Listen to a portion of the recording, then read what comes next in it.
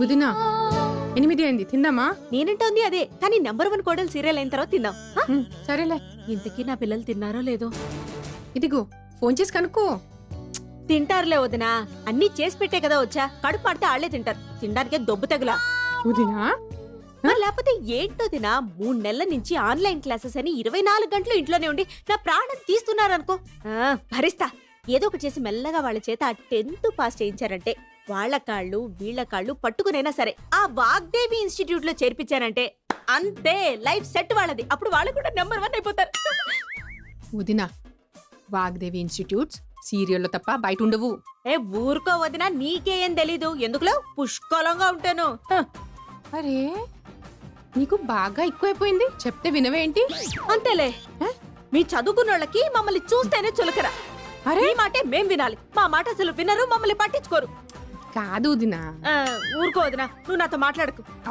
నువ్వు కూడా ఆ వాగ్దేవి లాంటి దానివే. ఎంత నంబర్ 1 అయితే మాత్రం మరి అంత పొగరా? అసలు ఆ వాగ్దేవి ఈ రోజు నంబర్ 1 స్థానంలో ఉండడానికి కారణం ఎవరు చెప్పు? మా సరస్వతి తల్లి. అవన్నీ మర్చిపోయి సరస్వతి ఇంటికొస్తే అవమానం చేసి ఇంట్లోంచి వెళ్ళగొడుతుందా? అయినా మా సరస్వతి ఎంత మంచి చెప్పు. వాగ్దేవి కుటుంబాన్ని కలపడానికి విశ్వ ప్రయత్నం చేస్తుంది. అద్ది అసలు మనిషి అంటే. అవుననుకో, నువ్వు చెప్పింది నిజమేలే. బాధపడుతున్నావా? బాధపడకొదినా.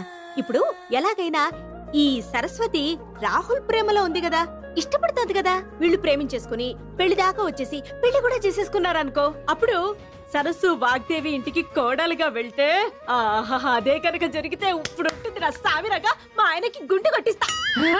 ఏంటొదినా, గుండెగా 3 నెలల్లో మొలుస్తుంది. పద నంబర్ 1 కోడలు సీరియల్ చూద్దాం.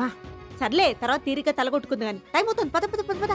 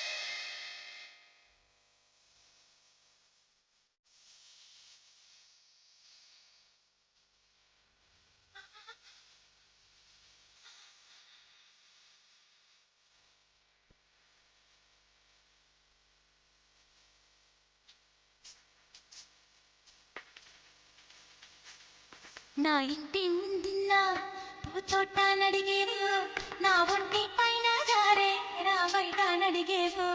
నీ చెవిలో సంధ్య వేళ ఈ మాట తెలిపేది, నువ్వే నా ప్రాణమే. నా ఇంటి ముందున్న పూతోట నడిగేవు, నా ఒంటి పైన జారే నా బయట నడిగేవు. నీ చెవిలో సంధ్య వేళ ఈ మాటే తెలిపేది, నువ్వే నా ప్రాణ.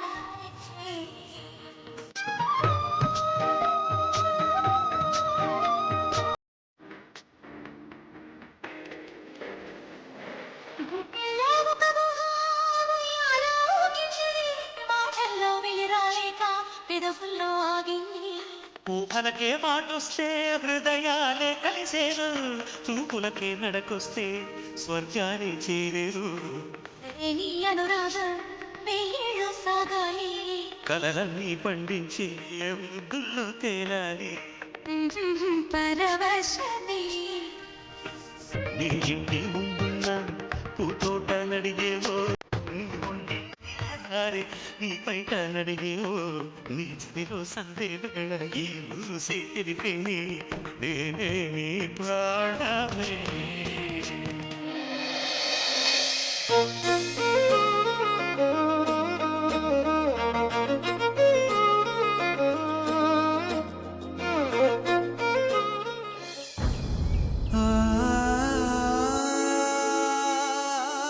Stop there. Stop there. Stop there. Stop there.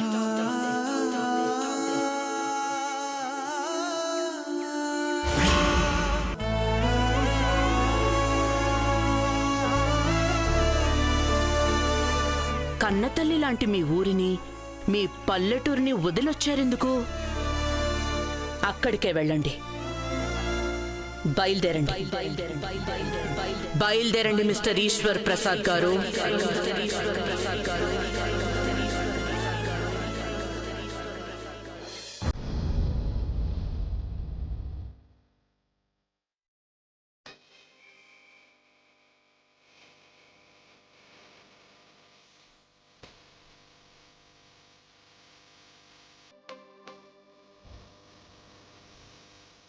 నువ్వు అలా ఏం మాట్లాడకుండా కూర్చుంటే మాకేం అర్థం అవుతుంది తాతయ్య? తెలుసుకుని ఏం చేస్తావురా, వదిలే.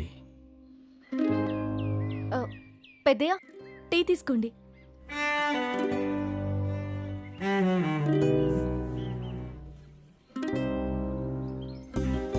చల్లారిపోతుంది, తీసుకోండి పెద్దయ్య. వద్దమ్మా. తాతయ్య ఉదయం నుంచి ఏదోలా ఉన్నారు.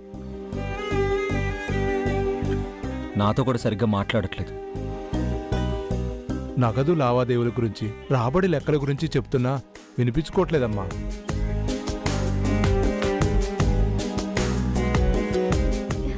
ఏమైంది పెద్దయ్య? ఒంట్లో బాలేదా? జ్వరమేమి లేదే? అనారోగ్యానికి మందులుంటాయి గాని మనశ్శాంతికి మందులుండవు.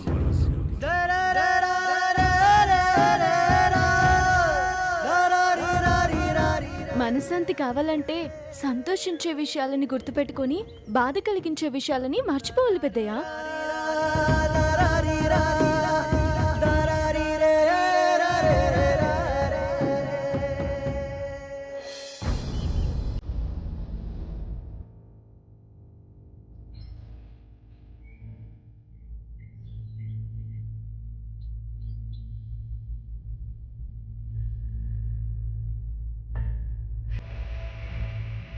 అర్థమైంది.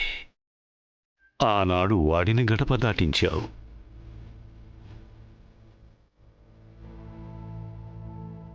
ఈరోజు వాడి తండ్రిని గడప దాటిస్తున్నావు. అప్పుడు మిమ్మల్ని ఆపకుండా నేను పంపించేశాను. ఇప్పుడు నన్ను గడప దాటించి అదే పొరపాటు మీరు చేస్తున్నారు.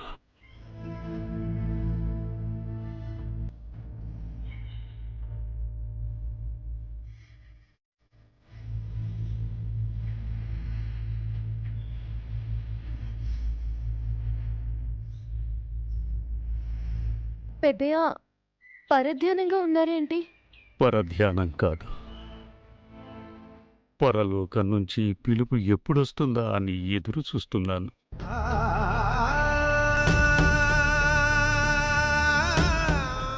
అవేం మాటలు పెద్దయ్య?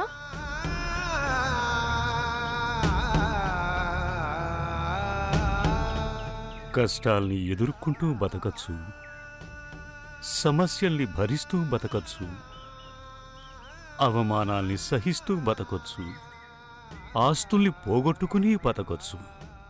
కానీ అనుబంధాల్ని మాత్రం దూరం చేసుకుని బతకలేమమ్మా.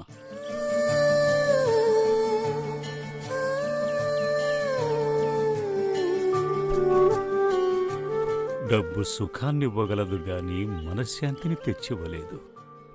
ఈ వయసులో నాకు కావలసింది ఆస్తి కాదు, నాన్న వాళ్ళు తోడుగా ఉన్నారన్న ఆనందం. అదే లేకపోయింది.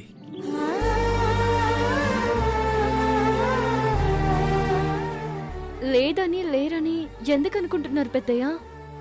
పంతాలు పట్టింపులు శాశ్వతంగా ఉండిపోవు. అనుబంధాలనేవి తెగిపోయే దారాలు కావు, దూరమైన కొద్దే దగ్గర కావాలనుకునే మమకారాలు. అరుణ్ బాబు వాగ్దేవమ్మ తప్పకుండా మిమ్మల్ని అర్థం చేసుకుంటారు పెద్దయ్య. మీకోసం వస్తారు. అవును తాతయ్య, తప్పకుండా నిన్ను అర్థం చేసుకుంటారు. ఇప్పుడు నేను నీ దగ్గరికి వచ్చాను కదా, నేను వచ్చినట్టే వాళ్ళు కూడా తప్పకుండా వస్తారు తాతయ్య. నీ వయస్సు నా అనుభవాన్ని ప్రశ్నించవచ్చేమో గాని నా నమ్మకాన్ని వాళ్ళు రారు.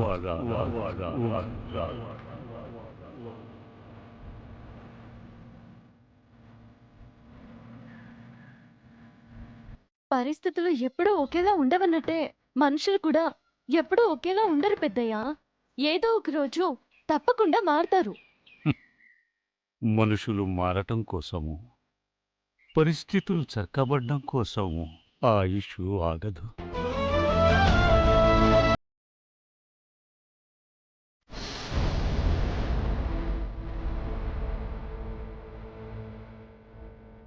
గతం అనేది భవిష్యత్తుకు పునాదిలా ఉండాలి. కానీ వర్తమానానికి నేను అనుభవించే శిక్షలా ఈ జన్మకి శాపంలా మారింది.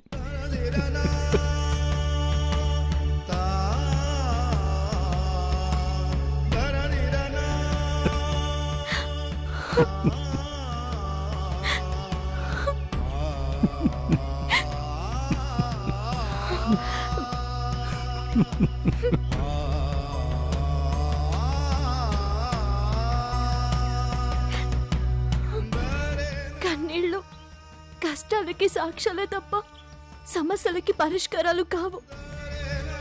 బాధపడకండి పెద్దయ్య. ఇవి కన్నీళ్లు కావు, నేను అనుభవిస్తున్న ఒంటరితనానికి, నా మనోవేదనకి సాక్ష్యాలు.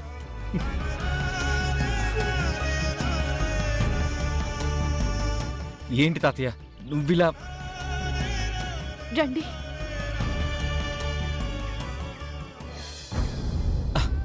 ఏంటి సరసు, అక్కడ తాతయ్య బాధపడుతుంటే ఓదార్చనివ్వకుండా తీసుకొచ్చావేంటి? ఇప్పుడు పెద్దయ్య గారికి కావాల్సింది ఓదార్పు కాదు, మనశ్శాంతి. ఆ మనశ్శాంతికి మందు సంతోషం ఒక్కటే. సంతోషానికి చిరునామా చిరునవ్వు. కాబట్టి మీరు తాతయ్య గారిని నవ్వించగలిగితే ఆయన మనసులో ఉన్న బాధ అంతా ఆనందంగా మారిపోతుంది. తాతయ్య నవ్వించాలంటే నేనేం చేయాలి? మీరు డాన్స్ చేయాలి. ఆ? ఏంటి డాన్సా? అవును, పెద్దయ్యకి చిన్నపిల్లలంటే చాలా ఇష్టం. చిన్నప్పుడు మనల్నందరినీ ఆడిస్తూ పాడిస్తూ తెగ మురిసిపోయేవారట.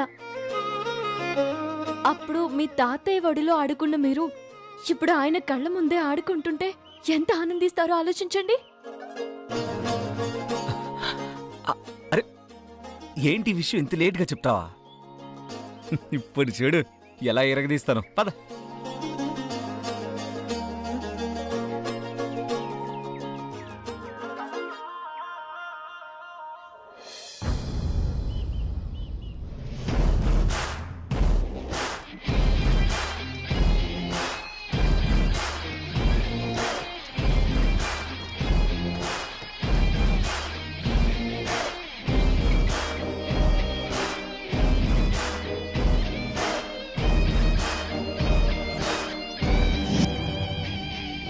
పెద్దయ్య,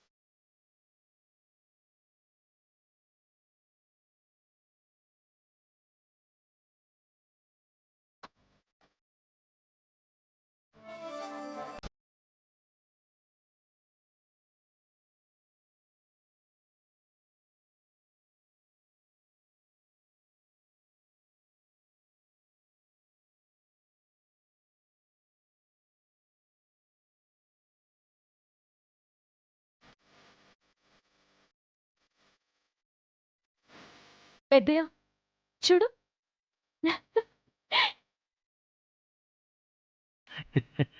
ఎవరమ్మా ఇది? రాహుల్ బాబు చిన్నప్పుడు లంగావణిలో ఉన్న ఫోటో అది.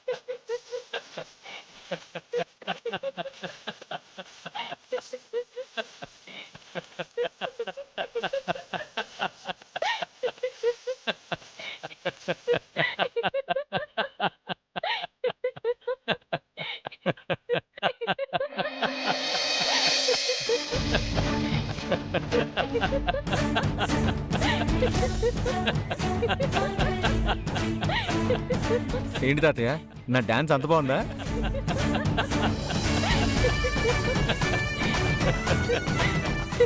మీ తాతయ్య అలా నవ్వుతుంది మీ డాన్స్ చూసి కాదు, ఇది చూసి.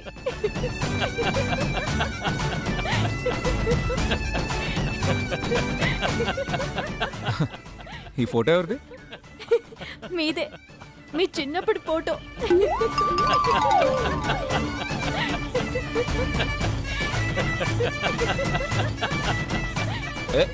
చిన్నపిల్లల్ని ఇలా తయారు చేయడం కామనేగా, ఎందుకు దానికి ఎంత నవ్వడం? ఆ ఫోటోలో ఉన్నట్టుగా మీరిప్పుడు లంగావణిలో ఉంటే ఎలా ఉంటుందో నేను పెద్ద ఊహించుకొని నవ్వుకుంటున్నా.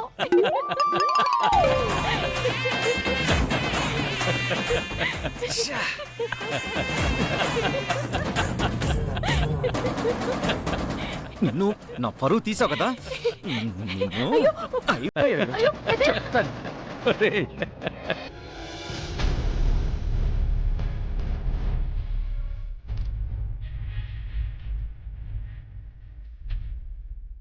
నాగమణి, ఆ డబ్బివో, ఆ డబ్బివో. సుందరం, ఎవరికి కావాలమ్మా, ఎవరికి కావాలమ్మా మీ ముష్టి డబ్బు? మీ డబ్బుని మీరే ఉంచుకోండి.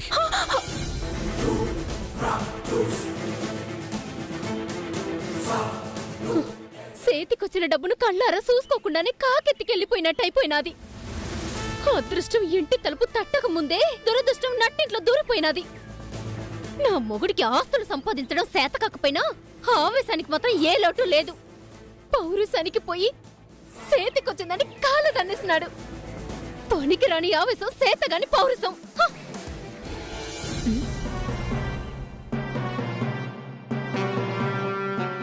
నా కొడుకు పెళ్లి విషయంలో నేనెన్నో కలలు కంటున్నాను. మన ఇంటి గేటు లోపలికి కూడా రావడానికి అర్హత లేని దాన్ని తీసుకొచ్చి ఎలా పెళ్లి చేద్దాం అనుకుంటున్నారో అది ఎన్నటికీ జరగనివ్వను. ఆవిడ తాహత గురించి తన కొడుకు గురించి గొప్పలు చెప్తూ తెగ మురిసిపోయిందే. ఆవిడ పొగరు అనచాలంటే రాహుల్ బాబు ఇక్కడ ఏం చేస్తున్నాడో చెప్పాలి.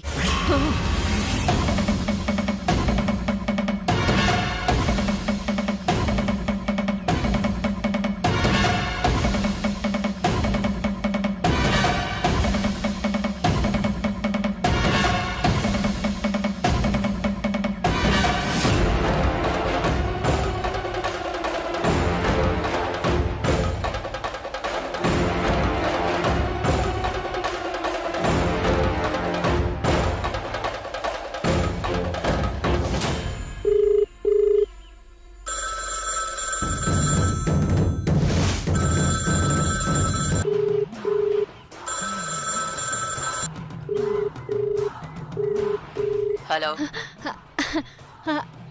వాగ్దేవమ్మ గారు నమస్కారం. నేను సరస్వతి వాళ్ళ మేనత్తని నాగమణిని మాట్లాడుతున్నాను. మీకు ముఖ్యమైన విషయం చెప్పాలని ఫోన్ చేసినానమ్మా. అబ్బబ్బబ్బబ్బా, మీకెట్టే చెప్పాలో అర్థమే కావడం లేదమ్మా.